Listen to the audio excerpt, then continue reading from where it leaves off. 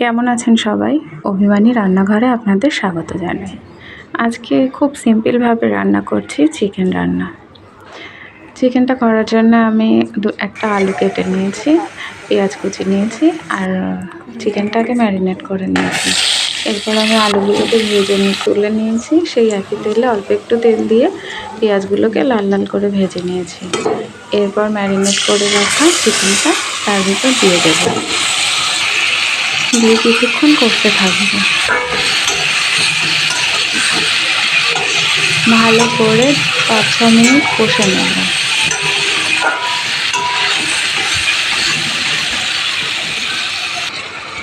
দেখতেই পাচ্ছেন আমার চিকেনটা ভালো মতো কষানো হয়ে গেছে। আমি খুব ভালোভাবেই চিকেনটাকে কষে নিলাম।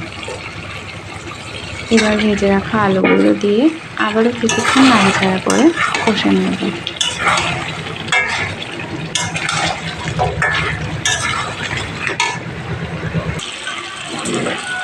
আমার খুব ভালো মতো করে কষানো হয়ে গেছে। এবার পরিমাণ মতো জল দিয়ে দেব।